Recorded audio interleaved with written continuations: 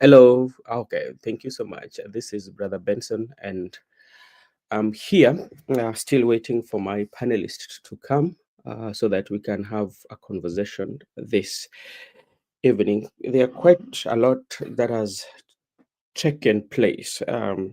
Maybe just to bring you to speed, what is uh, taking place in the world today. Let me just tell you of some of the what I might call the news. To me, remember there was this issue. DPP orders fresh investigation into the death of gospel musician Betty Bayo. I think all of you know. It's roughly, if not a month. Betty Bayo was a gospel musician in the country, and Betty Bayo lost her life the other day. But there were so many questions that were being asked by the family members. So and I know over a few days they wrote a letter to the DPP. They wanted to know more about his death because things were not the stories that were being given by especially the people who were around her are not connecting the dots. So maybe they've now invited the DPP. So this is what, as we say, he has. Yeah, so this is he has the DPP has given the DCI 7 days to do so and forward the findings to his office. This follows the family letter that was written to all DPP citing foul play on to the death of Betty Bayo. So that is something that also is quite much interesting. You know, the other day we spoke about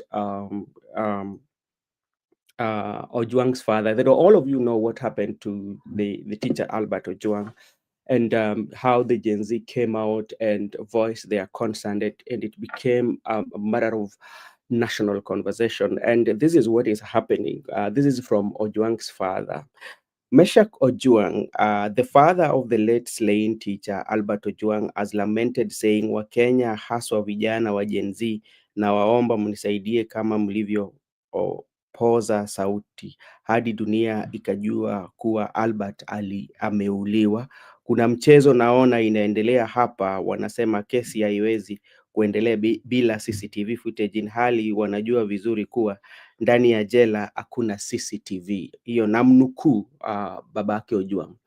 Unajua, this story of Ojwang's father, it's quite much interesting. And if you've been in the country, or if you've been following up on what happened to Ojwang and how the Gen Z came out from all walks of life, everybody, they came and they protested and they wanted justice to Ojwang's father. In the end, there was a money that was contributed, especially the president contributed, and the Right Honorable and Gladys Wanga, until they built a house for him. And immediately that the money was given, there was a way in which the change of his messaging changed. And I think that did not go well with the majority of the Gen Z. And also, you can remember, also there was this issue of the money being withdrawn from M-Pesa that was being operated by, his M-Pesa. Remember, Eric also came on board, and there was so much that was happening around. So the father now is calling upon Kenyans again to come in handy to at least wapase sauti ili maneno yake ikuje kujulikana. Inamaanisha kuwa ni kama kesi inaisha. Unajua, sasa hayo pia ni kitu ambacho kiko kipaumbele. Najua you are aware that one of the Supreme Court judges, that is Ibrahim Muhammad, died, and he was buried today at I think Kariako Cemetery today. And this is quite much significant, especially when you look at the politics, and you look at the Supreme Court. I know he was supposed to retire by January 2026, but this one happened before his retirement. But like, when you look at the High Court, when you look at the Court of, especially the Apex Court, the Supreme Court, to me, sometimes I usually say that it is a political court, because you find that the president is the person who is allowed to appoint the judges who are sitting in the Supreme Court. So you will find that the president sometimes might appoint the judges who are friendly to him, or the judges who are might be his friends. Because I take a typical example. When you look at other Supreme Courts, especially you take a look at the United States Supreme Court, you find that the those who are being appointed at Supreme Court, it really matters, especially it is between the Democrats and the Republican. And the Democrats, when the time comes for them to appoint, because like what usually happens if the Supreme Court judge passes on or retires, the president who is president at that current moment, yeah, will be the person appointing. And what usually happens, you find that you appoint people who are allied to your party and people who are allied to your ideals. You don't just appoint. I can remember when President Trump came into power, that was his first time running for presidency. Actually, he appointed at least like three, if I'm not wrong. I might check with that.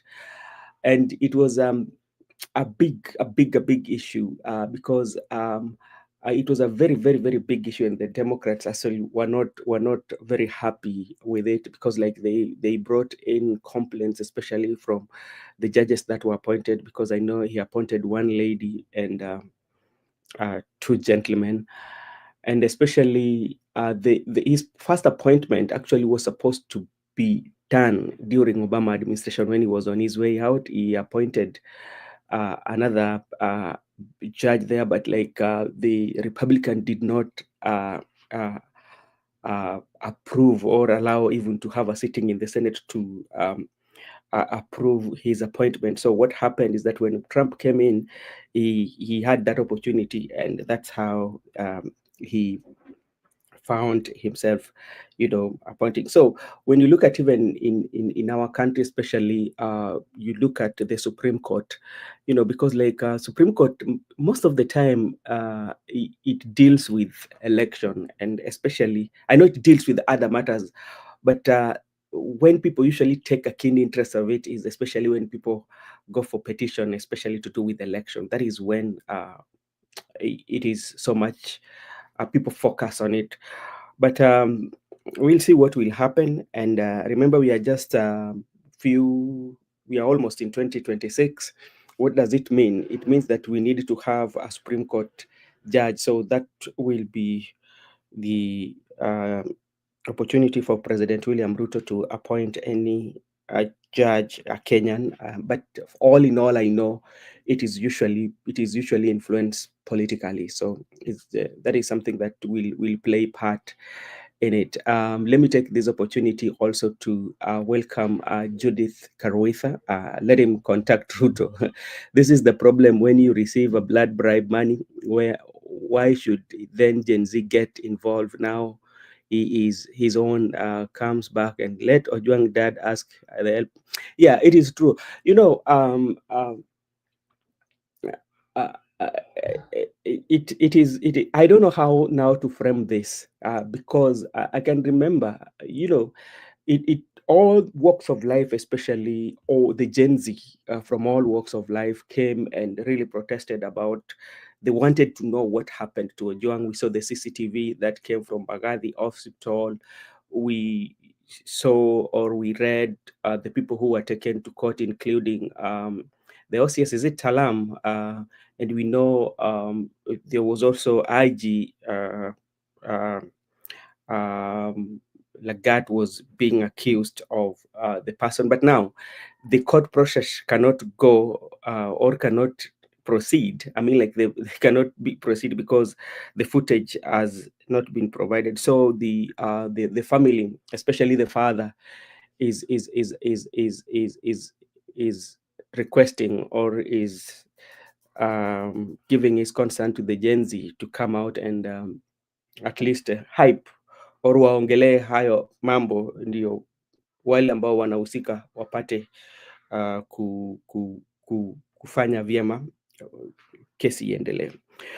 Still quite much trending, and the questions are still lingering. And A postmortem report. This was done yesterday, but it is still something that everybody's talking about. Cyrus Jirongo died from severe injuries to the chest. Government chief pathologist Johnson Odwor says the injuries affected the heart with with with the left ventricle rupture and the aorta, the main blood vessels from the heart, severed. So, and I think they also had independent pathologist or the family pathologist also agreed with the report. So it is true, and that he was involved in an accident. I also saw CCTV was being explained on how he came to the petrol station, but he did not pump any petrol and he left immediately. Then on his way out, that is when they had that uh, accident. So that is what is happening. This is also what is happening in our neighbors. This one also happened yesterday. Donald J. Trump bans all Tanzanians from entering US. He, he, he. Sasa kama wewe ni Mtanzania, umejua kwamba hakuna kuingia mjini, umekatishwa, hakuna sana kuingia mjini. Thank you so much. And for those who are coming from Kisumu today, during the day, the senior journalist and the chair for the Luo Journalist Association, that is the late Festus Amimo, arrived in Kisumu, was airlifted to Kisumu, and good number of people, especially the population from Kisumu, welcome Amimo. Then he headed to Awasi. Now they are doing night vigil at Awasi, where he will be buried tomorrow. So that is Festus Amimo, and we still condole with the family and pray our prayers to the family for God to give them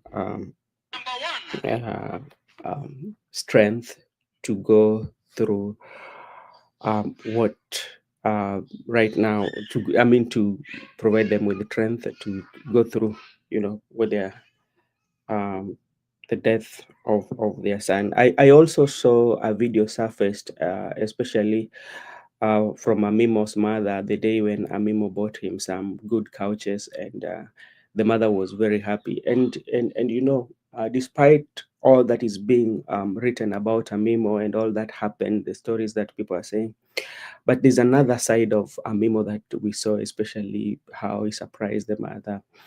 And if you go and ask the people who from Awasi area, they will tell you how Amimo has been beneficial to that society surrounding that place. He has done so much for that society, and the community, I think, have lost one of their best, and so we are waiting for tomorrow. Why is Wetangula and the ministry man ministry man not talk? So yeah, what is happening with Wetangula is that he's said to be the last person to be seen by the deceased. So I think he rather keep quiet, because like whenever you will talk, the questions will come. Ulifanya nini? Asanteni sana. Kuna mengi ambayo inaendelea nchini, ambapo tutazungumzia kwa leo. Hebu acha nione tena kama kuna any story ambayo labda naweza sema hapa ambayo ni ya muhimu sana.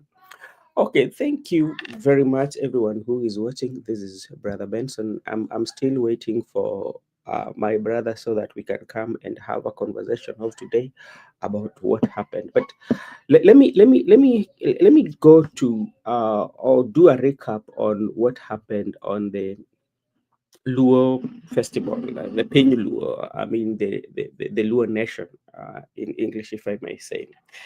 There was political part of it, and as we were celebrating, or as the Luo community were celebrating their cultures, they had to go to Nyatike, where there was things to do with boat riding and all that. That's where like majority of the games were game and entertainment.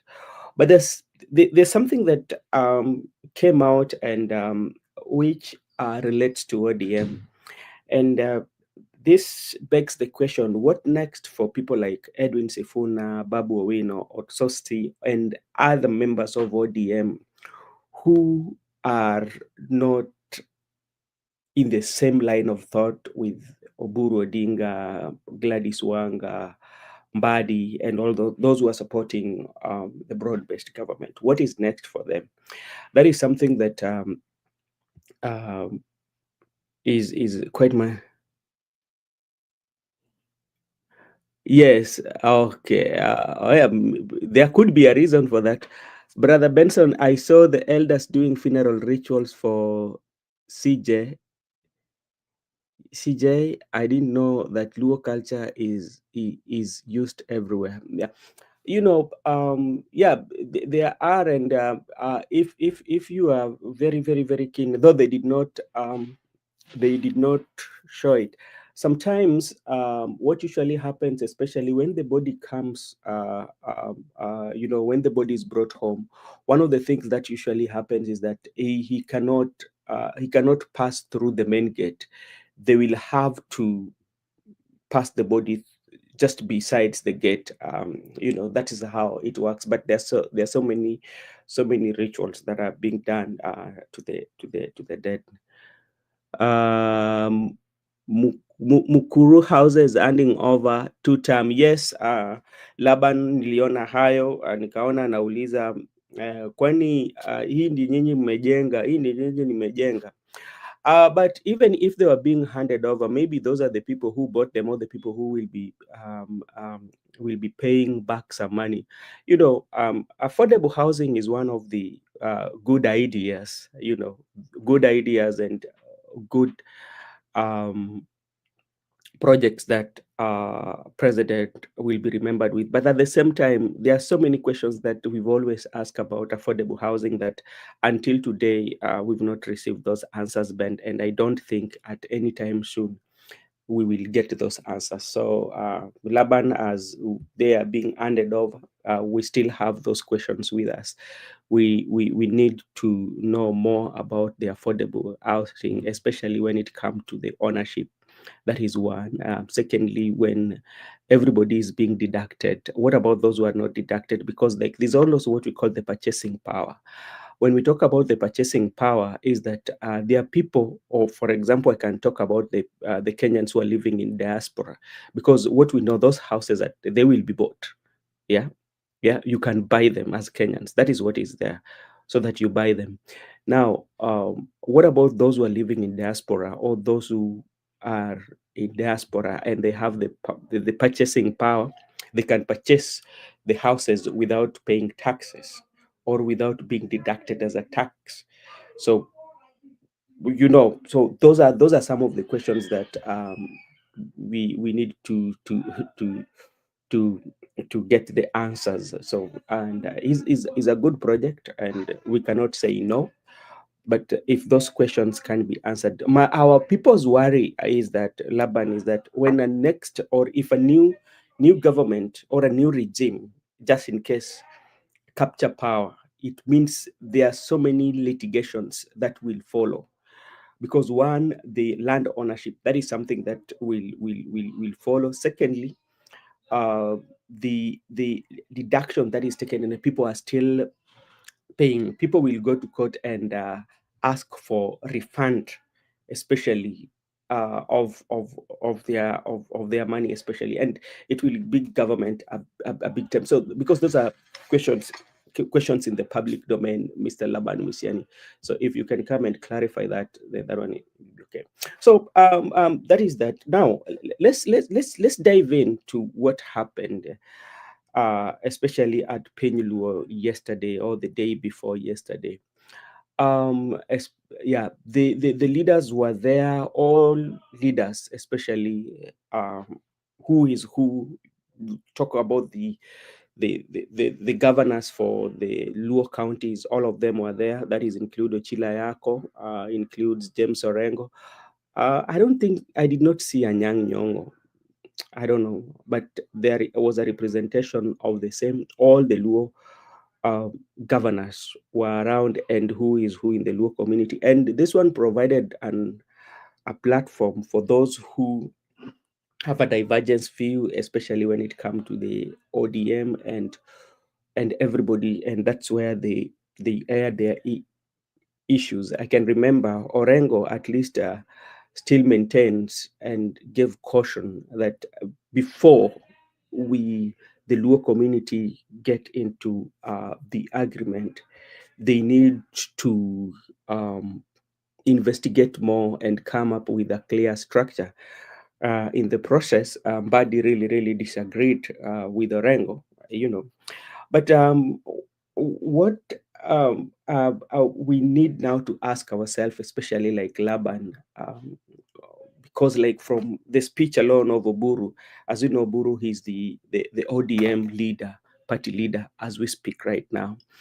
And what Oburu said to President William Ruto, that we will form the government, we will form the government. And if you look at it, yeah, if you look at it into a broader perspective, ODM, as we speak today, there are people, there are quite a number of them, not people, let me withdraw that. There are members of ODM who do not agree or do not buy the idea of broad-based government. And this one include Edwin Sifuna, Babu Owino, Caleb Amisi. You look at Otiende Amolo is kind of like 50-50, and maybe majority of them, who the leaders who have not come out publicly to say that they don't agree with the broad-based government. But what Oburu said, that we are going to form the government, yeah, um, in the next government, which means there's a deal. From what Oburu says, there's a deal that they've reached. And this begs the question about what is the role purpose of a political party. When you form a political party, one of the the number one priority in the list is to capture power. Is to capture power. And that's what ODM for the last 20 years, that is what ODM has always fight for, always to capture power and make sure that they form the government. But they've never had that opportunity to form, or there are so many questions that surrounds the electoral process, especially when it comes to the presidency of Raila Amolo Odinga. So many times, especially there's that say that Raila has always been denied his victory, or his victory has always been stolen, or the victory of ODM has always been stolen. And if you listen to Oburu and all he said, especially his speech, one of the things that comes out that Oburu now, I don't think they are interested in the 10-point agenda, especially if you listen to the majority of ODM members who were given an opportunity to speak. They're not interested in the 10-point agenda. Their main focus is how can we form the government and what are we going to be rewarded, because like if you listen to Oburu at the end, he said that for that presidency, wachana nayo, So it means as we speak today, maybe Oburu, being a party leader, he has evaluated or he has investigated the party and looked at the party keenly, and he has been convinced beyond reasonable doubt that ODM cannot fill in a presidential candidate. That is what Oburu is telling us, that ODM cannot fill in a presidential candidate. That is what to me, that is a suggestion that I'm giving, because if he said that we are going to form the next government so that we can get more and more, so it is not about forming even the government, it is about the reward. Hey, msimama barigani. Hello. Okay, akipata nafasi ataingia. So when you listen to Oburu, so some of the things that I tell you is about concluding is one, he has made his mind that the ODM as a party cannot fill in a presidential candidate, and that is contrary to what um, some of the ODM members are saying, especially last week when he was talking about ODM should fail in a presidential candidate for 2027 because the main agenda for a political party is to occupy power. That is the main agenda for a political party, is to occupy power. But if you cannot occupy power, it means Oburu himself has now conceded that we are not going. But what about those who have uh, other opinion? What does it mean for them? Hey, Miguda, habari gani? Niko salama kakangu, habari yako vipi? Na uko katika studio? Niko katika studio. Najaribu kuzungumza hapa ama kukuwa na mazungumzo kidogo, lakini sijachukua muda sana. Jambo ambalo nilikuwa nimezungumzia vitu vingi tu. Nimezungumzia nchi ya Tanzania ambaye wamepigwa na tukio baada ya Trump kusema kwamba kuna Mtanzania ambao ataingia jiji kuu ama kuna Mtanzania ataenda Amerikani. Hiyo ipo katika zile habari vipasho tudogo ambayo tuliangalia.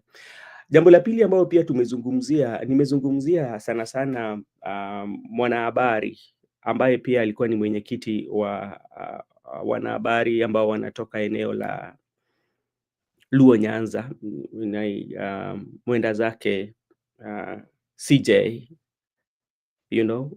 and kwa wale ambao labda hawakupata nafasi, unajua wakati wa kifo chake mengi yaliandikwa, mengi yalisemwa katika kifo chake, wengi kwa sababu ni kitu ambacho kilikuwa katika mtandao na pia ni kitu ambacho kilikuwa katika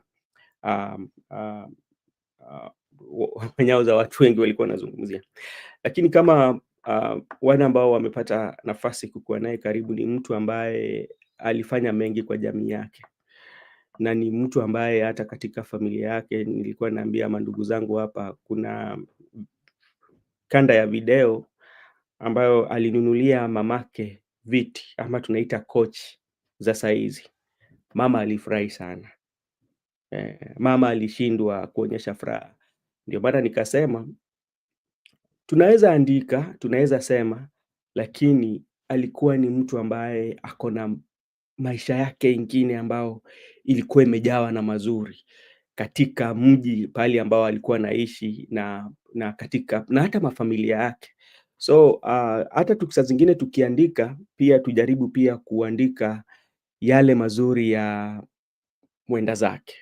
Hao tumezungumzia pia babake Ojwang ambaye anaona kwamba haki inachelewa. Akatoa rai kwa sana sana vijana wa kizazi kipya, kwa sababu anasema kwamba hao ndio walipasa sauti, maneno yake ikasikika, Ojwang akajulikana. Alikuwa anasema kwamba zile kanda ambayo labda zilikuwa katika CCTV hazijapelekwa kotini, so inamaanisha kuwa kesi haiwezi endelea, na ni kwamba hapo nditakuwa kikomo kikwake.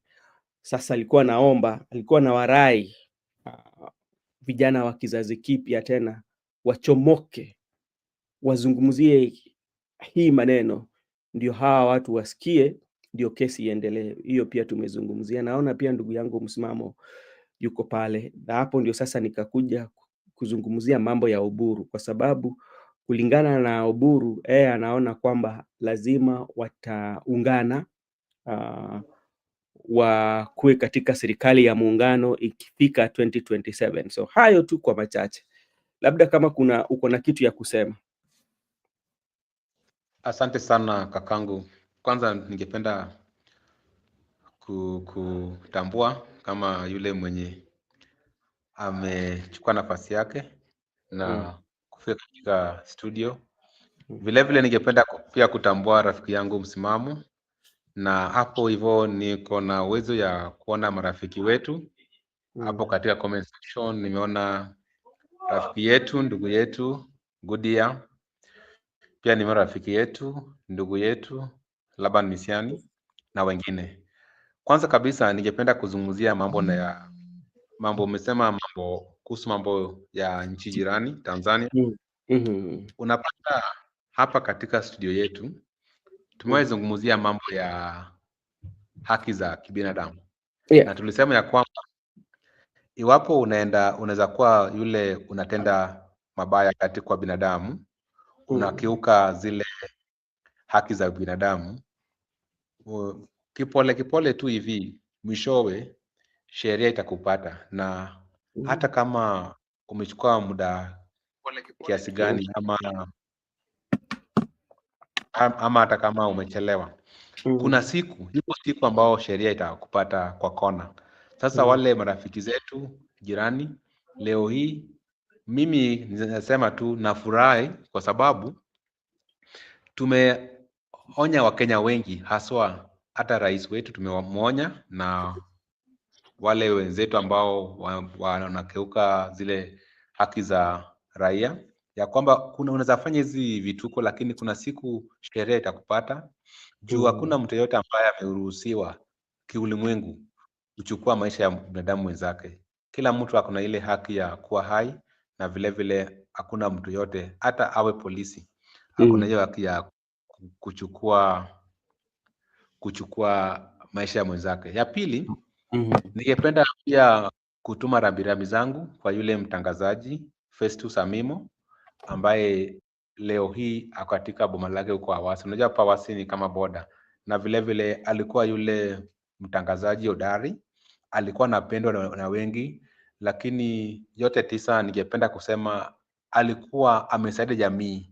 Kuna wakati unapokuwa na shida, kwa mfano shida ya karo, shida ya hata ukitaka kwenda kuoa mke wako, ama ukitaka mambo ya matibabu, kuna vile alikuwa anazungumza na wanasiasa, haswa wanaotoka eneo la Nyanza. Walikuwa nakuchangia kidogo, wanakupatia kitu kidogo, na watu wengi walisaidika kupitia hiyo mchango wake. Na vile vile yeye pia kibinafsi hakuwa mtu tu hivi hivi, alikuwa mtu ako na pesa kidogo hivi, na hiyo pesa yake pia alisaidia watu wengi. Na vile vile hapa mbeleni tulikuwa tuna imani ya kwamba huenda angekuwepo hata gavana au mbunge, but tunasema tu mpango ya binadamu na ya Mungu ni tofauti. Jambo la tatu, umesema kuhusu rafiki yetu mwenda zake Albert Ojwang, ambaye alikutana na kifo chake katika kituo cha polisi. Mimi ningependa tu kusema tu, hapo awali tulikuwa na mawazo mazuri na nia nzuri kusaidia familia, lakini walitukuza ya kwamba sisi vijana hatuna maono mwafaka. Sasa waliona ya kwamba wachukue hela, na vile vile walisema wakati huo ya kwamba wao ni watu wazima, ambaye mtu akisha kufa atazikwa. Sasa vile tulikuwa na hiyo motisha ya kupigania haki zake mwenda zake, leo hii kuna mambo mengi za kufanya. Hatuwezi kufanya kazi moja kila siku, ya kwamba sisi kila saa tukipata nafasi ni kutetea ama kupigania haki zake mwenda zake. Tuko na vitu mingi, tuko na jukumu ya kuhakikisha kwamba vijana wamejitokeza kwa wengi na kujiandikisha kama wapiga kura. Vile vile tuko na jukumu ya kufanya kampeni, tuko na jukumu ya kusaidia wenzetu waelewe vile mambo ya serikali iko. Tuko na shughuli nyingi. Sasa kwa sasa hivi watu wache tushughulie shughuli zingine. Iwapo tukipata serikali tutawashughulikia baadaye, lakini hii pia ikuwe funzo ya kwamba wakati watu wako nyuma yako wanakutetea, ama wako katika mahakama ama eneo tofauti kukutafutia we haki zako, hufai kukeuka mawazo ya watu wengi. Jambo la mwisho, umezungumza mambo ya Oburu ya kwamba Oburu, lakini za kupata Oburu anafanya Miguda, kabla labda hujakuja kwa mada ya Oburu, kwa sababu itakuwa ni jambo ambalo tutakuwa tunazungumzia kwa upana sana. Unajua, umezungumza mambo ya Albert Ojwang, ingawaje mimi niligusia tu kidogo tu, lakini unajua, ukikaa chini na utafakari yale yalitokea na jinsi watu walitokea kwa wingi, kwa sababu wale waliotokea na wale ambao walikuwa wanapasa sauti kuhusu kwamba tulikuwa tunataka haki ya huyu kijana ni wale ambao walikuwa wanataka nchi ambayo imenyooka. Hawakukuwa wanafanyia tu Ojwang, lakini walikuwa wanafanyia nchi, kwa sababu ni vijana ambao walikuwa wamependa nchi yao, wakasema hapana, nchi yetu haiwezi kuwa hivi. Na wakati walikuwa wanafanya hivyo, walikuwa wanajua kwamba haya yatatokea. Walikuwa wanapigania kitu ambacho saizi babake analilia kwa saizi, kitu ambacho sasa unaona baba anasema kwamba anaona kwamba kesi haiwezi endelea kwa sababu zile kanda za CCTV ama video za kanda za CCTV hazijapatikana. Hiyo ndio sasa, na ni kwa kweli hiyo shida si mahakama, shida si mahakama, kwa sababu mahakama itakuwa inaendesha kesi kulingana na yale ambao umeweka ukasema kwamba hii ndio kitu ambacho kinasema kwamba jambo hili kilitokea. Lakini labda ukiangalia kwa undani, kuna kitu ambacho fedha haiwezi nunua haki. Haki haiwezi nunuliwa na fedha, ama sidhani kama kuna pesa ambayo inaweza nunua haki. Pesa ni kitu ambacho inaweza kukupumbaza tu kwa muda sana sana.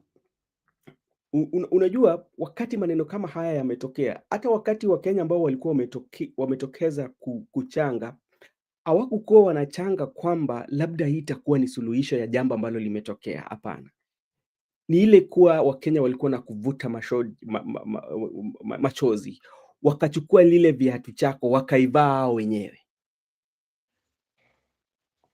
Ile uchungu ambao mzazi alikuwa nao, akasema wakachukua kama ndugu zetu, akasema huyu ndugu yetu lazima haki yake ipatikane. Lakini wakati wa Kenya ama wale vijana ambao walikuwa wamejitokezea, ni kama moyo yao ama moyo zao zilikufa wakati tamko la babake. Hapo ndio moyo yalikufa. Majana wakasema basi sawa, tumemalizana. So saa zingine ni vyema saa zingine pia kuachia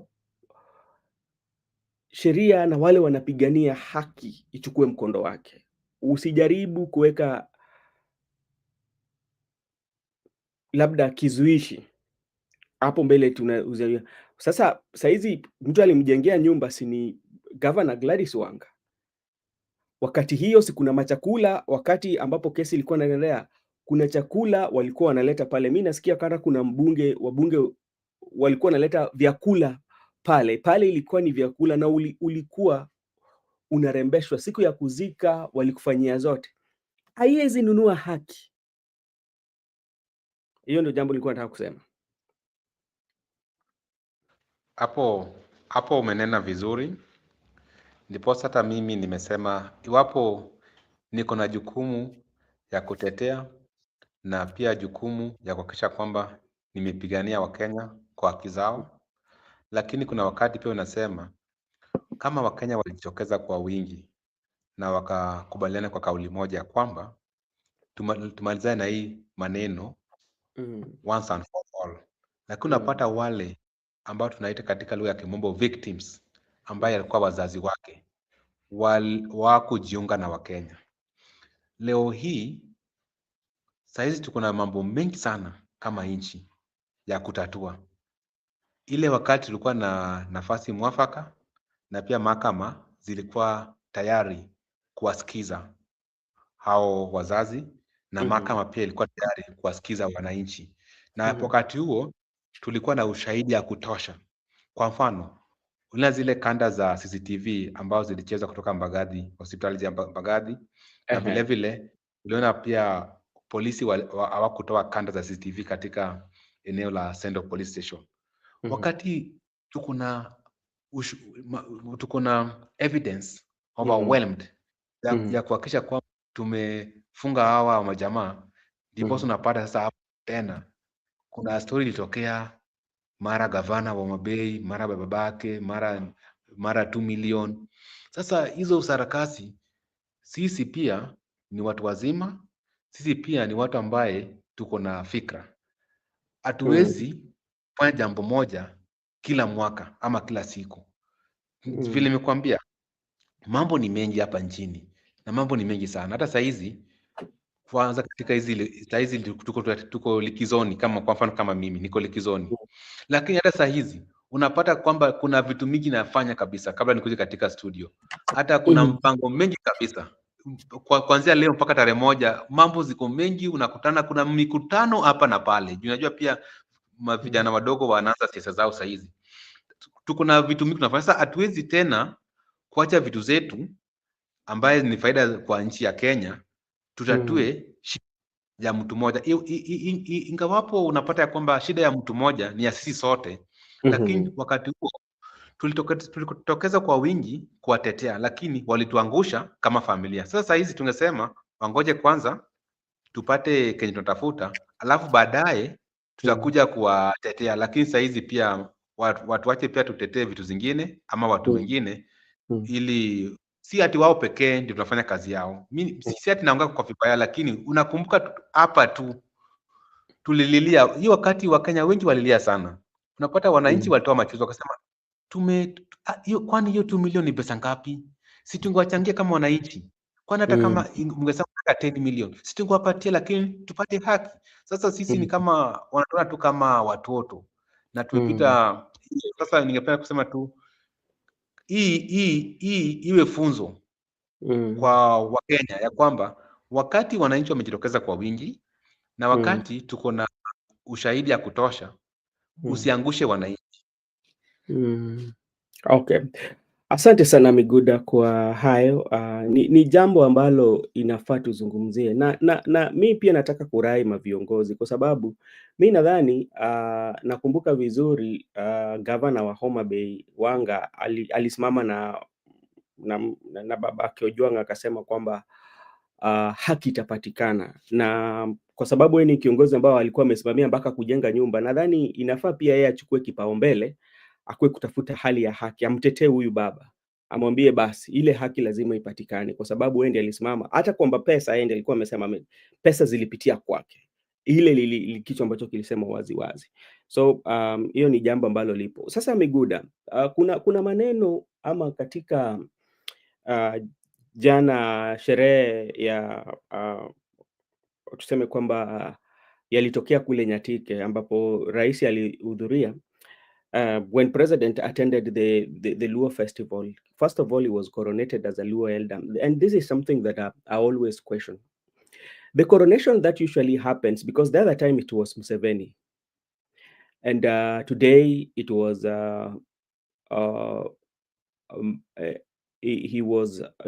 yesterday it was President William Ruto. And if you look at when you are an elder to a community, there's a responsibility that come with it, because one, you have to understand the values of that community, and being an elder in a community is not a political. It is not a political position.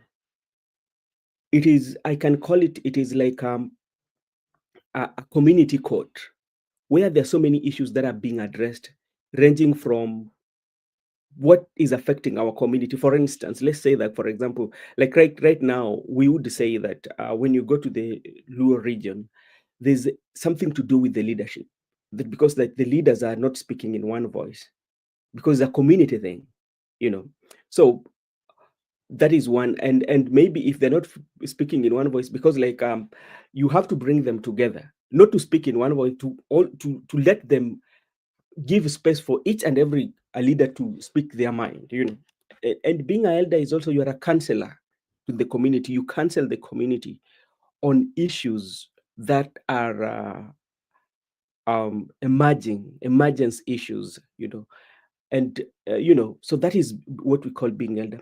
But now, when we say that President William Ruto was coronated as an elder, first of all, he doesn't understand the dialect of that community. he doesn't understand the traditions of that community. How then do you become a elder? Okay, that's a very well thought out question, because most of the time you find out that people are only focusing on the political angle those coronations are usually taking. Mhm. Like what happened previously when Museveni was coronated in Shire County. Museveni was targeting the Luo votes in Uganda, in Mm. Badola, only the Alur. So by the time it's going to, the majority of Luos are in Kenya. If you go back to Uganda, you'll say that, okay, and Raila was a Luo leader in the Mm. entire continent. Mhm. So they will tell, okay, we were with your leader, and if you associate with Raila back in your country, even back in Congo, back in Uganda, back in Tanzania, back in South Sudan. And that's how Magufuli also won the Luo votes in Tanzania, because he was a close ally to Raila. So being a close ally to Raila brings you Mhm. more votes in Yeah. those regions, particularly the people who live there. That has Mhm. been a norm, and that's is a political angle. And Ruto also is doing a political angle. When Yeah. I was looking at when Ruto was being coronated, he was given the stool, he was also given the shield, he was given the spear, he was given the fly whisk, he was Mm. given the headgear. At the same time, he was also given the animal skin. Those are the traditional outfits. And also, you need to be given the akala, No, the shoes Mi- we used to wear. So, Miguda, Miguda, I agree with it is a traditional outfit, but those are, when you look at in Luo community, especially when they give you the headgear, the fly whisk, and all that, the regalia, and you sit on that small stool, that is a sign of authority. It means that the authority rests with you.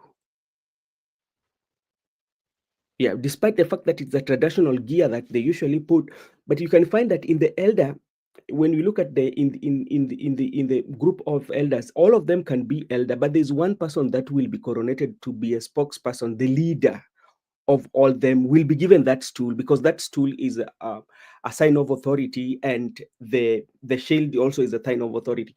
So when we're looking at traditionally the way he was coronated, it means that he has been given the authority, the leadership authority, that the signs of authority that you are. But I think maybe it's political. But if you look at critically, mm, yeah, that's what I was trying to say, that because according to me, understand culture very well. mhm, It was supposed to be the way you are saying, that culturally you mhm, are supposed to be it's supposed to be the symbol of authority, and mhm, it's only served for elders. Not only all elders, but even in the midst of the council of elders, only mm, one person is yeah, being given all those things. And mhm, remember, even at my age right now, there are things I cannot do in the culture. Like me, you can't find me with an headgear. What am I doing with that? Even a fly whisk, you can't find me with a fly whisk. That's why you have seen most of our youthful MPs, people like Babu Owino. You will not see them with the fly whisk, those caps. There are certain age you are permitted to. Like even me, you can't find me with a color or animal skin or mm, the stool. I can't even sit on that stool because I understand it very well. You can it can only happen, for instance, like when a king died and there was some hair, like in the case of Raila Odinga mm, died yeah, and there is Junior. Junior is permitted to wear headgear and to carry mhm, all those, because Junior currently is the son to the departed king. But what I want to say right now is that, because as I have told about culture, customs, it is a wrong culturally it's very wrong, mhm, because the president does not understand the Luo dialect. The president does not understand the customs and the culture. The president, at his age, is not permitted to be sitting on those things and also wearing all those things and all the privileges, because he's enjoying privileges that actually is not he has not reached that level because he's too young. Ruto is too young to be ordained as the culture leader or the Luo led elder. His age is too young because people like Oburu are there, people like Orengo their age, and some of them have not even been permitted. So what I'm trying to say is that, in Luo customs or culture or constitution is like the one for Great Britain, we have what we call, it is not written, it is non-written constitution, because we mastered our culture, we mastered our customs by our heart or our mind. You master, you know them. You don't need to refer to a book. You don't need to refer to something. It's things that you grew up knowing. You are being taught by elders, and you grow. We grew, knew them. So you know everything by yourself. So Ruto does not understand anything concerns the culture, the dialect. So it's not permitted. That's why in my initial submission, I institute my statement by saying it was political angle, not cultural. So I want to Okay. treat it as a political angle, not cultural. Okay. Thank you so much. Hey, Joseph Abarigani. Yeah, how are you guys? I can see my MP, brother Miguda is here.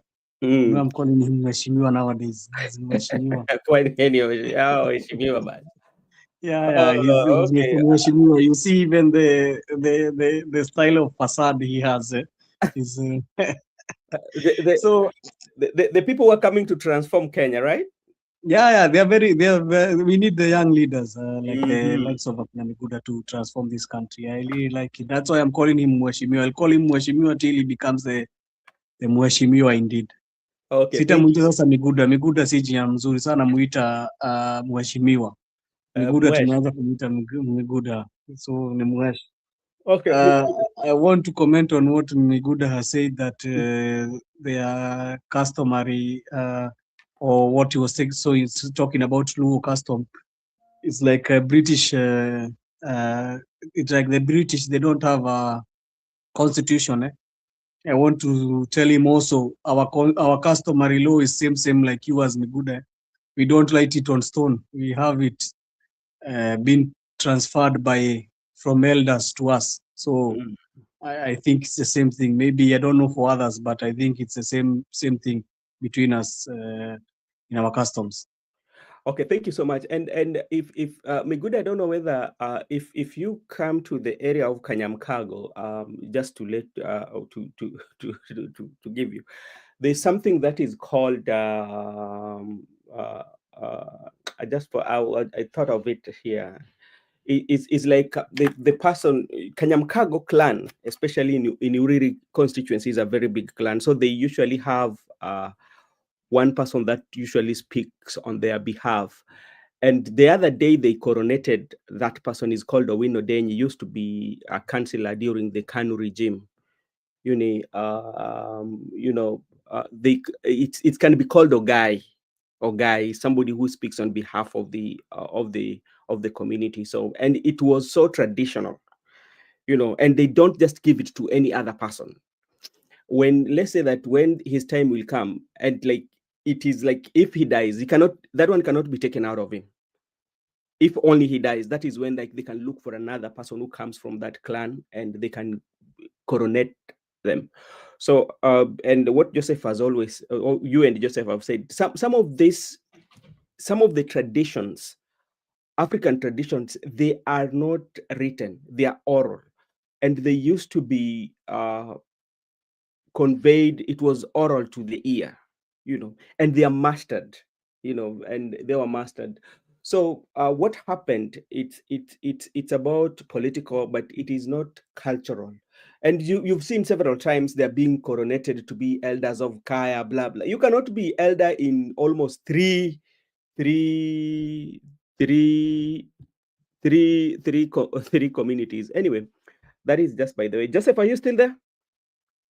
Yeah, sorry, I had to change my device. You know, this device sometimes some people call it. So when I'm talking, it always disrupts me. That's why I changed my device. So Okay. I'm using the one they don't call. All right, thank you so much. And I was here for 1 hour, so maybe Miguda I might be on the background. So this is what is happening. I'm very much focused on the speech of Oburu, because from the speech of Oburu, there are so many things that I picked from it. One, it tells you that ODM, as we speak, they have. I'm looking at as Oburu being the party leader of that ODM. It means he has investigated and he has consulted and come out or concluded that they cannot feeling a presidential candidate. That is one. Secondly, he talked about the reward. And specifically, when he was talking about the reward was not going to all ODM members, the people of this region. And when he says the people of this region, it means the region where he was. You know, when we form the next government, you should give us more and more and more. Another thing that also I derived from that speech is about what do ODM stands for? Because from the beginning, we always knew that ODM, what they want is to capture power. And that is what even Winnie Odinga said, that the sole purpose of a political party formation is to capture power, and ODM should field a presidential candidate. That is what the it should be for a political party. And another thing also I came to realize about Oburu's speech, there was nothing mentioned about the 10-point agenda. You know, it was about the 2027 and the positions, you know. So that is what I came. Another thing also, maybe this is what President William Ruto said this year, which means this year, which we are only 1 month to, President William Ruto has allocated 1.7 billion to do 10 roads in Migori County. Migori, you're coming from Migori, maybe you will assist us with that. Then he has also allocated 23 billion to affordable housing. So as we speak, Migori alone has gotten something to do with 4 billion this year. That is development from what the president said. So maybe to start with you, Miguda might come after Joseph. Do you agree with what Oburu has said, that now the deal is done? Thank you, Brother Benson. I think what Oburu Odinga has said, it sit well with them as ODM leaders, because you know now they are feeling warmth when they are close to the government. But it's okay. The question is really, are the citizens feeling the same? You know, you can be feeling that you are in the heart of the broad-based government, and you are the minister or the CS, and you have closeness to Ruto that you can go to his office. That one is quite well, because they are going to seek for development. You know, this country, it's very funny, Brother Benson. We need to be close to the president so that we can seek for developments. And it's a funny gig also, for not only for Luo Nyanza. I can see it also in where I come from. People who have been having power for the past 20 years, 20 years consecutively, that they need to be close to the president so that they can seek for development. So that is as things stands by, Brother Benson. So it's very unfair. It's okay for the people who are getting the development right now from Migori and Homa Bay County. But we truly ask ourselves, what about the other regions? You know me, I'm a person who is thinking of, we have had developments in certain regions like the Central or the Mount Kenya. And we have been having kind of this not equal, balanced share of resources in the country.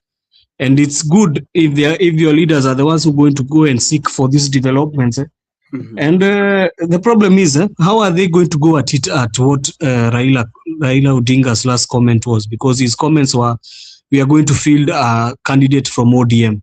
So what I can really ask is, maybe they are going to fold the party, UDA, and Ruto is going to go at it as the president with the ODM party. Because if they are going to go as by what the late Raila Odinga said, ODM will find a candidate, I think it is best suited that Ruto becomes the second-term president with ODM as a party. But if it will not happen like that, Brother Benson, there is one thing that is going to happen clearly. ODM is going to be swallowed by UDA. And truly, ODM after 20 years, Brother Benson, will be, I think it will be a legacy, well, let's say a legacy of 20 years, but how have you finished your legacy? You have finished your legacy with selling the party to dismantling your party. You know, there is this part is the person who built it. They built it under something. They built it under the strength then of fighting for people's democracy. ODM was founded on merit for fighting for people's democracy. It fought for people's democracy in 2007 when they thought the elections were not and the elections were rigged. It fought for people in 2010 when it brought the new constitution. It has been fighting for people when it has been opposition. They have been talking about the what do we call this? The Golden Bag scandals. They have talked about the SGR scandals. They have talked about all scandals that have been in this country. But now, if you want to truly finish ODM, is take it to government. It will be done. It will be done completely, because these leaders, the way we always say, Miguda will confer with me here, that these ODM leaders were built up by Raila Odinga. All those ODM leaders, most of them, they got their strength from Raila Odinga, and Raila Odinga gave them the strength of always putting up a fight when there is. Yeah, always putting up a fight. You could see even the fiercest bad girl, Millie, was a very strong force in parliament where she could air her views. We could see the likes of Akina Kaluma. We could see Akina Otieno Kajwang. We could see the likes of Akina Rarieda MP is called Tom Ojienda. No, it's called who? Otiende MP. Otiende Amolo. I really like that guy. Otiende Amolo. You could see the likes of Akina, all the leaders who are from that region. You could see they were fierce in fighting for democracy and fighting for the people of Kenya. So what will truly happen? These guys, their voice will be left out. It will be done. Now, the likes of Akina Babu Owino, they are at a conflict. Akina Sifuna, they are at a conflict because they were built up by that fight in them. Now, I think if they are going to do that to the party, it is going to be hard for them even to be elected as leaders, because what are they going to be talking about?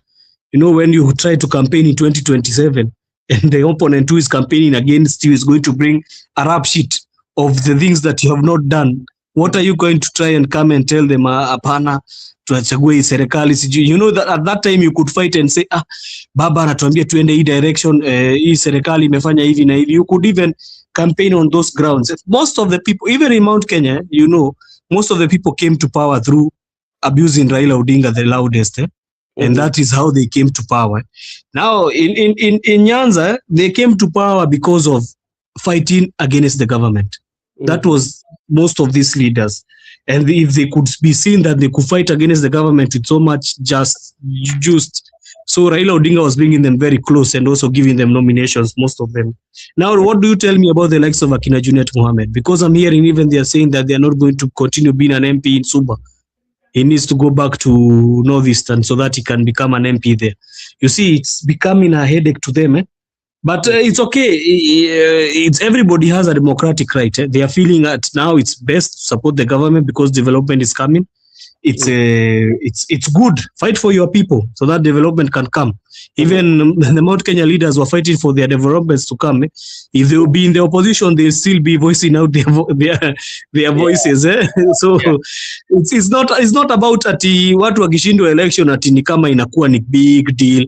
Brother Benson, whether Ruto comes in a second term or he's won, hakuna tofauti ita create. All of we still remain here and people will still hustle the same way there. Sasa wale watu maisha itabadilika kidogo ni akina Miguda, unajua the state atakuwa na security, huwezi mkaribia brother Benson, huwezi mkaribia.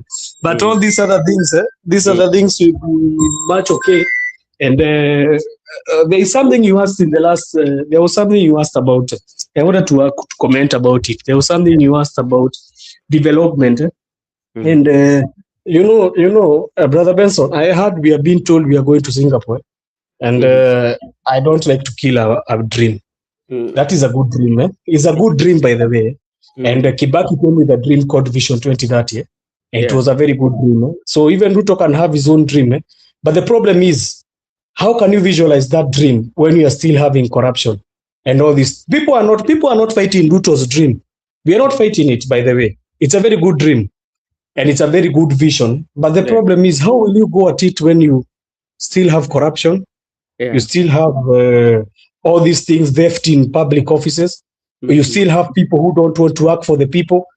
Can you tell me if you can go right now to any ministry of any ministry and come out there without removing some bribes? You know, sometimes even some guy called me. You know, when I was speaking my passport the first time, I was told, Majina Zako.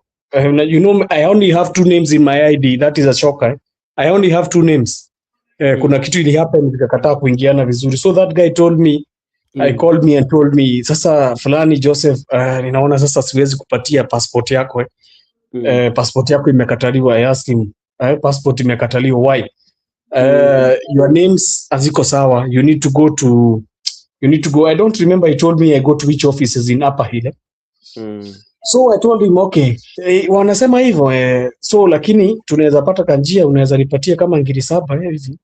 Naweza jaribu kutengenezea hii mambo. So I told him, okay, no problem. Kama imekataliwa, wacha tu ikataliwe, mimi nitakuja kujaribu kurudia ingine. Do you know I did not stay even 1 week my passport came? Yeah, that's how it happened. So he was playing with me, nimpatie ngiri 7 then aniambia unaona tumetengeneza mambo, passport imekuja. So since that time, brother Benson, now imagine that is the society we are living in. Yes. Imagine that is the society we are living in, and we cannot change. If you want to become a Singapore, you need to first change the fabrics of your society. Small things. Hata si vitu kubwa Miguda, tubadilishe vitu kidogo. Kama hii mambo ya corruption, hii mambo ya ukora, hii mambo ya service delivery. First fix those things, then we can fix the bigger picture. That is all the things that do with infrastructure, everything. Yeah, everything will sort itself. By then, as a man, if you fix all those things, everything will sort out itself. You even be having money. But now, because you're saying 4 billion is being used in Migori, where is that money coming from? Where will it come from? Because as I know, the budget is very tight. We are doing now a 4 trillion budget. That 4 trillion budget, we need to borrow some money, but not only borrowing. We have been told we need 5 trillion for infrastructure boost so that we can go to Singapore. Where is that money coming from? I would like to know. And if they are taxing people from their pockets, how is that money being? How is the system managing it so that they cannot have theft? You know, we came here and we were told SHA work is very good, and we have given 104 billion for it. But after Brother Benson, they said that system cannot be penetrated and cannot have corruption. What did we come to be told later? Duale came and confessed and said that bado kuna corruption. So was that system even okay? So those are really my questions. But as ODM is involved, ODM wacha waendelee tu na gava. It's best for them. They'll have the survival. They'll have the machinery. The problem is, will the MPs be able to come back into Bunge? That is the real question.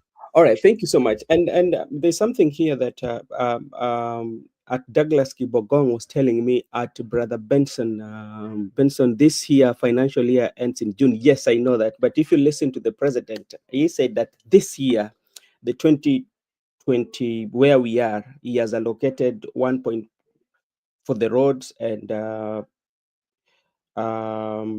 23 billion for the housing. Yeah, so for this year. So I don't know how that one works. And when you're allocating, I don't know, when you're doing the budgeting, do we specify that, okay, after allocating maybe 20 billion, for instance, in the housing,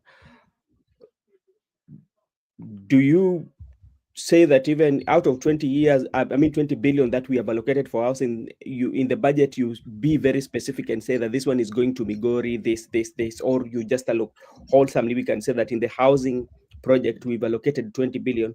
So it's upon the executive to know that what this and this is going where and where. Okay. You know, I'm asking myself a question. They are saying we are allocating 20 billion to go to housing. What about the money that is being cut from the civil servants? The 4 million of them, because that is the money they are using to be able to build these houses. So why do we need to budget for it again in the budget cycle? They already have a stream where they are getting the money to build this housing. So they want to put it again in the budget, or what is it? You know, sometimes even I'm confused about the way we are doing things. We seem very confused. And I answered Gypsy kept corner there. I was saying real about corruption. I was talking about Singapore. If people need to change, we need to change those fabrics. If we don't change those things, we are not changing anything. Even if we build roads which are rich in KICC, kuna kitu tunabadilisha. It will be just the same things. All right, thank you so much, Joseph, for your time. Miguda, what do you think about the comments that were made by Oburu? Does it mean that ODM, as it stands, they do not have hope of even structuring themselves, or even try to fill in a candidate so that can give them a upper bargaining, and they've just decided that we will be there in 2027? You know, what do you think? Okay. Let me first pass my greetings to Joseph and also respond to him a little bit before I dive in. Joseph, of course, me, if I become a leader, leadership won't change me. Leadership won't give me good life. Me, I've lived both lives. I've lived a good life before. I've lived like a king in my childhood, my teenagers. So, in fact, I've lived better than members of parliament, even before before some of them become members of parliament. We had a good life. So, when leadership comes, the reason why we get into politics, some of us, is because maybe circumstances or the system. It is hard for you to sit back and have a good life, but your fellow people are not having a good life because of the system. So through God and the people, you get yourself into leadership and also try to make it better for the people. Like me personally, I would like to be a diplomat. That has been my dream from my childhood. But right now, things happen and we are in it. So I think going forward, even leadership won't change anything in my life. In fact, it is will curtail my freedom. But to respond to your question, first I want to say that Oburu Odinga, remember, Oburu Odinga is elected. They're putting it like Oburu has been elected to be the Luo leader. Raila was never elected. Raila, it is Jogi, the spirit that is just a match after Jaramogi. But Oburu is look like someone who has been elected, someone who has been appointed, someone who has been made. So Oburu does not have that thing, even if they make him elders of Kaya, elders of Luo, whatever party leader, even the president. He's not having that thing that Raila had. So these are different cases. And when Oburu is presiding, there's a problem in ODM and in Luo Nation. Not Luo Nation. The leaders of Luo and the leaders of ODM, they're the one who are confused because they think that this is Raila era, whereby they could, people respected Raila, not them. But they still think that, look at the current Piny Luo festive, which happened yesterday. Look at the people who turned out compared to last year when Raila was alive.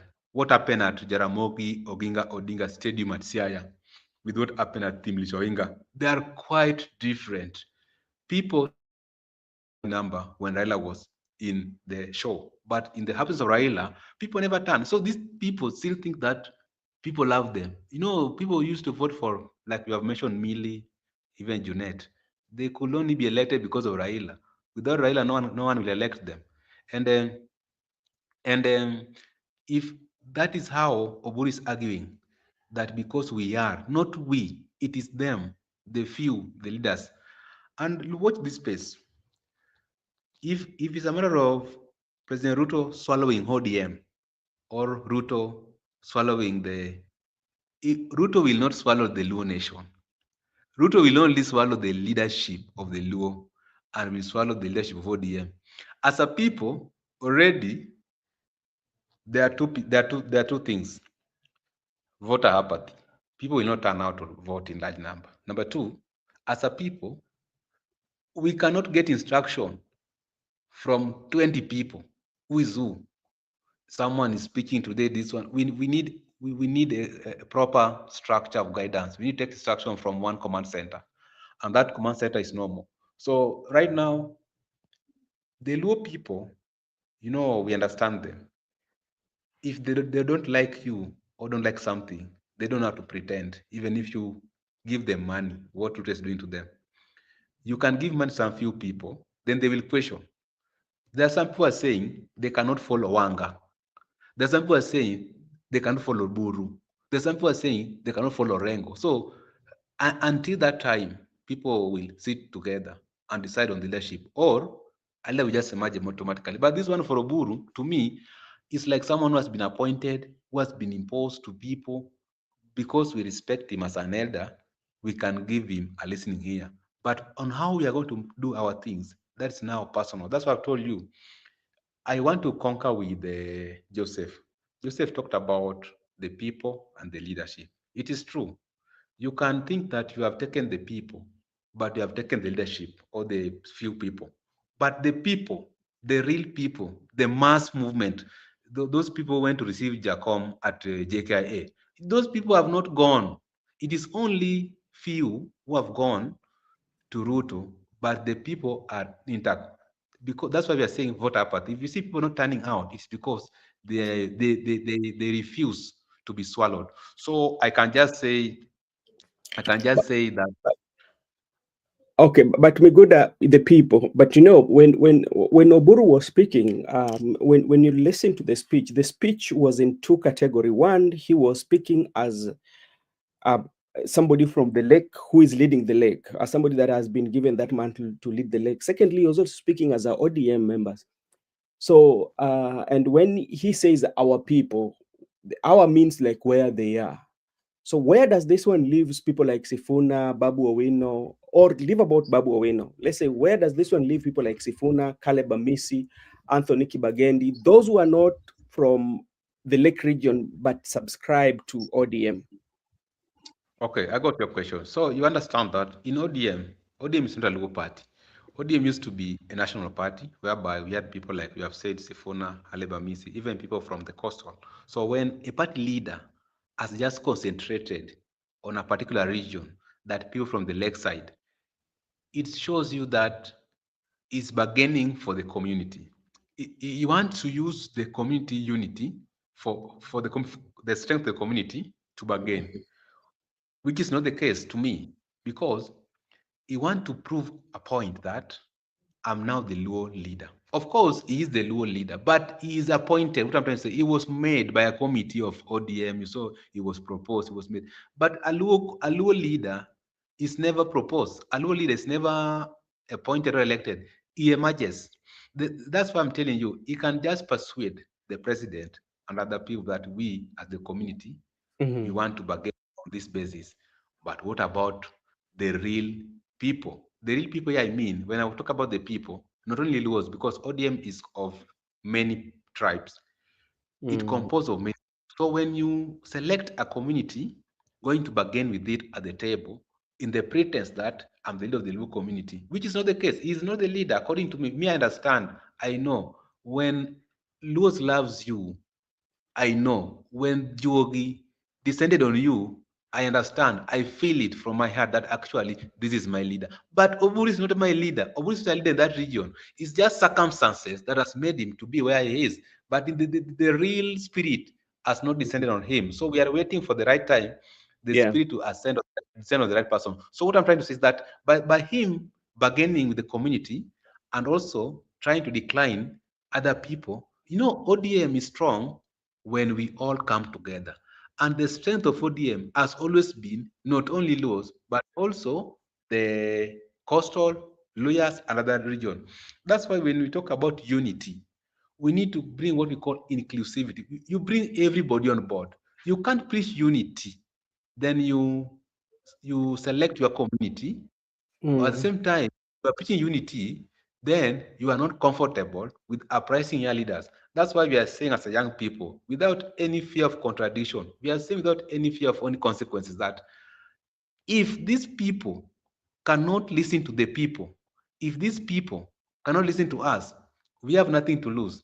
They can have their party, they can have their broad-based arrangement, but as we, the people, we will have, even if they're saying, oh, why can't you start your party? But it is not effective. The arrangement between Ruto and ODM is not effective, in my view, because when you meet the people are bored. People are not even interested in what's going on, because like you have asked me the very basic question about 4 billion allocated to Migori County. And like I'm reporting for you authentic information that what is true.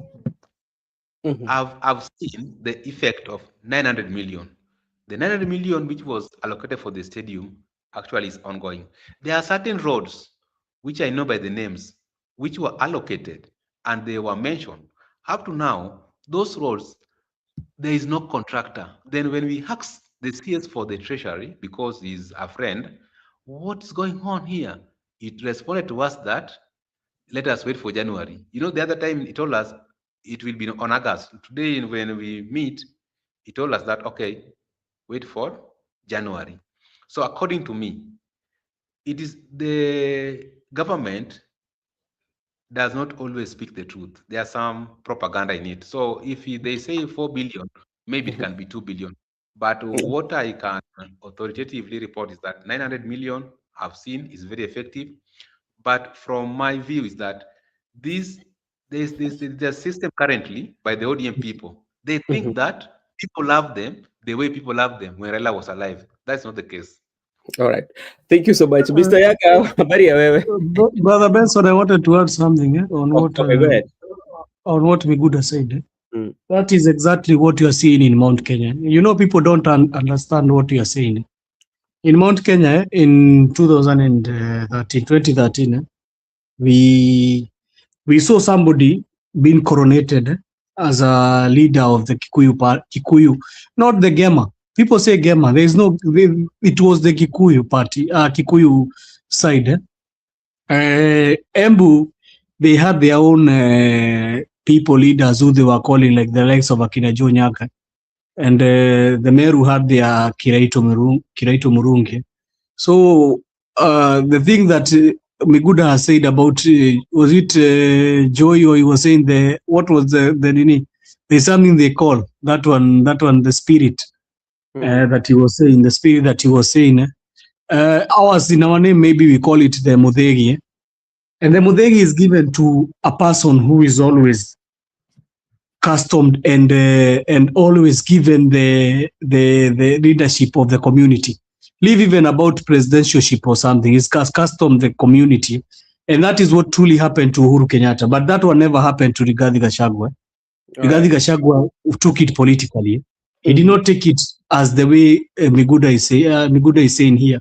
He did not take it as the community side. He took it as the political side.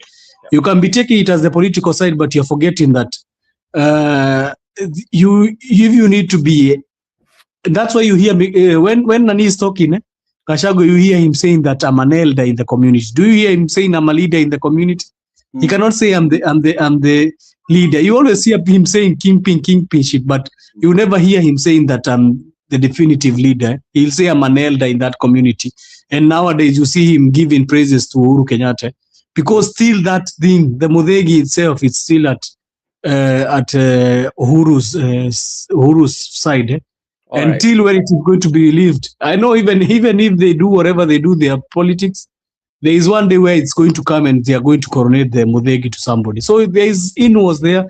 So this kingpinship is just flaws. It's just political battles that are there. But for us as Kikuyus, we have not really gotten the leader that we are, that like the way we did the coronation in 2013. You know, even Moi Kibaki never got that coronation like that. Moi Kibaki came politically in 2002. But Kenyatta had truly had it. And the likes of Akina Matiba truly had it. But the likes of Akina Kibaki, that's why you saw Kibaki was not interested in your cultural affairs. Did you see him in cultural affairs? No, you did not see him. So I think also regarding Gachagua, is that's why it is difficult for him. That's what I wanted to add. All right, thank you so much for that, Joseph. And I know I started this. I was supposed to be going for 1 hour, but like before we close, Ayaga, how are you doing, my brother?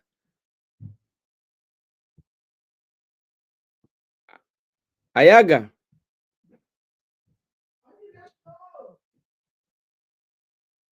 Ayaga. He? Nairobian, kwani Nairobi huko nini imefanyika? Ayaga. Okay, because like Ayaga is a very strong member of ODM. I wanted to get its view, especially when you saw quite a number of ODM members, including James Nikal. All of them were kind of like sending praises to President William Ruto, which means politically, each and every person has an opportunity to support whoever they want to support. But like as a ODM, a party that it had structure and is a big party, if they can reach a point whereby they cannot even say that, okay, let's try and even have a candidate, that one,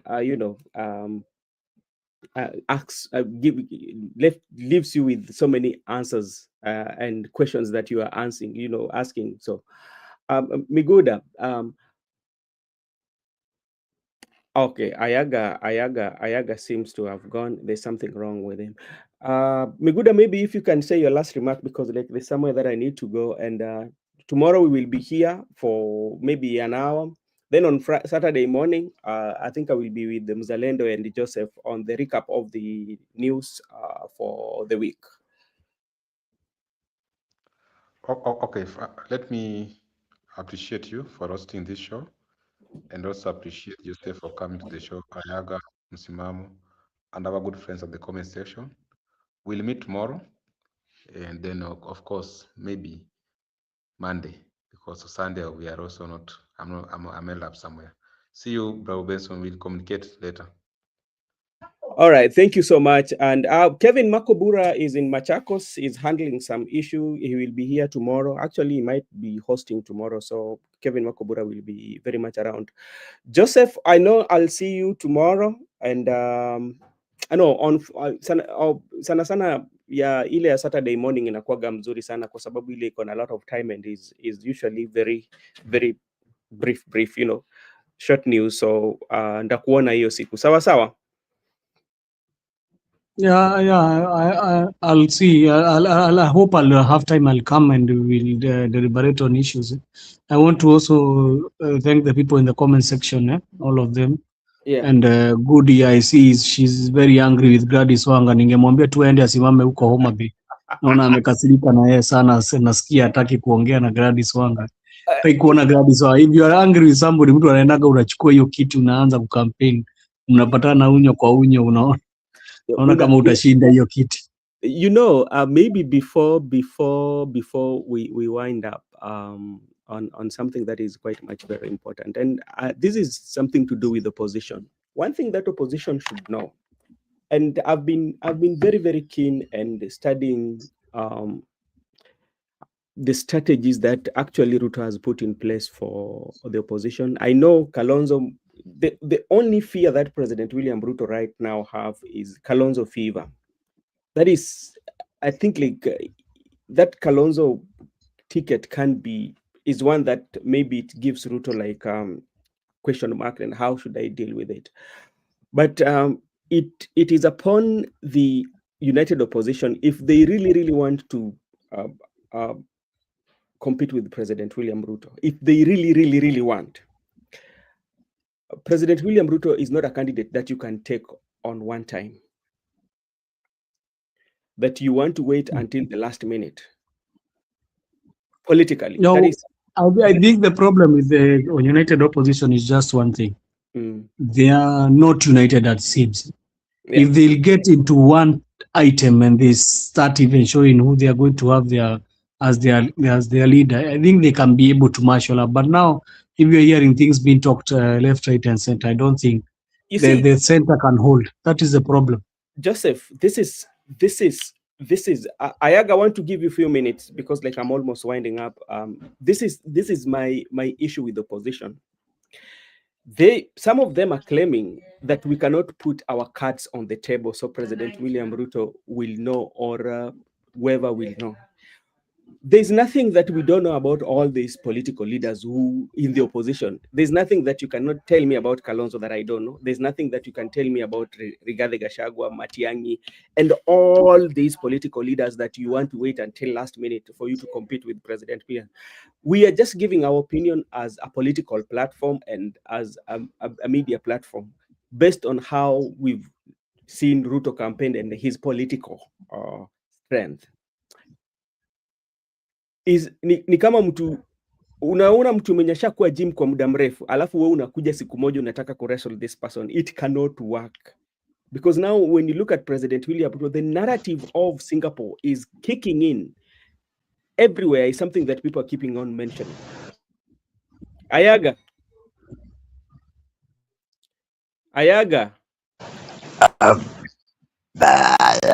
Yes. I can hear you. Am I okay? My voice is iko sawa? Your voice iko sawa, lakini nilikuwa nataka kufunga, lakini nataka kusikia maoni yako. Na maoni yako haswa ni kulingana na yale ambayo yalisemwa. Nadhani ukasikia yale Oburu alisema yote pale, kulingana na ODM kwamba watakuwa kwa serikali ambayo inakuja. Inamaanisha kwamba hawatakuwa na presidential candidate, na wale ambao labda wako na nia tofauti, au unawaweka wapi? Labda kama mwanachama wa ODM, nyinyi hapo mnasema nini? I think Oburu is being interpreted wrongly. He never said that ODM will not have a presidential candidate. What he said, we will be in the government, or we will be part of the government, or ODM will be the government. So by saying that, I think it is clear that ODM is still on the promise of what Raila said, that we will support the government up to 2027. Then maybe early 2027, 8 months to election, we can have a proper arrangement, either with UDA or with anybody. But if you look those anybody, we don't have any other person. For me now, because I'm going to the ground, I'm seeing and I'm hearing. There is nothing like united opposition. Those are just names that people are saying. And I think Ruto is having a leeway because the opposition are just cloud chasers. The only person who is doing the correct way of how opposition should operate is Ndidi Nyoro. I think that guy, if you listen to him keenly, if you have been keen, it is only Ndidi Nyoro that is doing opposition politics. The rest are just cloud chasers. They just want to go to funeral churches, saying nonsense, things that do not matter. That's why Ruto is coming with the narrative. Nobody is there to counter that narrative. That's why Ruto is saying they don't have brains. If you hear Ruto properly, he has studied these people. If these people have given the opportunity, even a media interview for 1 hour, 30 minutes, Gachagua will tell you nonsense, things about his community, how they disagree with Ruto, what Ruto has not done, what Ruto... Opposition is a government in waiting. You need to have alternative. You need to have a press conference and give your figures the way Raila used to do when he called press conference on top of Capitol Hill. He could counter the narrative of government with facts, and that is what I think the only opposition I know now, and he's doing it, and he's not united. He's just a single human being called Ndidi Nyoro. Okay. Is doing. And if you listen to him, he's even challenging the government, he's challenging the Minister of Finance, he's challenging the Auditor General. He's a good guy, by the way. But the rest is they just go where people are dead, that bringing the conspiracy theory. That's not how you government, my friend. That's not opposition. Those are bitter, hunger-stricken politics that I don't think Kenyans will buy. But for ODM, they will better work with somebody who at least have a little bit organized, not the disorganization you are seeing around. And after they have created those disorganization, they blame the president and UDA for it. Even the election they have lost around here, it is pure disorganization. It is a disorganized opposition. We have disorganized opposition, and we have a man who is playing the opposition role in Ndidi Nyoro. Then we have Ruto on this side, is the government. So Ruto is having a good way, except you can listen to Ndidi Nyoro, then you will see some character or traits of opposition in him. He's doing it so cool. That's why even Ruto is not answering him. Ruto is busy answering to the people that they even don't know what they are saying. Because Ruto cannot face facts from Ndidi Nyoro. Those facts he cannot answer. He is better off with those people the way they are saying things and is answering. But he will never engage in Ndidi Nyoro. I think you have realized that in recent politics. Ndidi Nyoro gives fact. Ruto, nobody in UDA is countering him. Even the Minister of Finance, Nyang himself, cannot counter what Ndidi Nyoro is saying. Even about Safaricom, even about the Singapore, his theory. I think that is the guy who is doing opposition politics, and I love him. The disorganized one, they can just continue with their disorganization. Okay, Ayaga, wacha tukutane on Saturday. Joseph, I hope you're okay, but I think we can meet on Saturday morning and talk about what is happening in the political field and also the opposition and the way they've positioned themselves. Actually, I don't see them. If they are very, very serious that they want to compete with the President William Ruto, they need to go back and re-strategize, come up with the strategies that can really shaken President William Ruto. But with the way they are, I don't think that they can even give Ruto a competition. Ruto is very much ahead of him in terms of messaging and all that. Mr. Joseph, is it okay for us to meet on Saturday? Yeah, we'll meet on Saturday. Ayaga, is it okay for you? Okay, I will be around. Yeah. All right. Thank you so much. And to everyone who was on the comment section, thank you so much. And may God bless.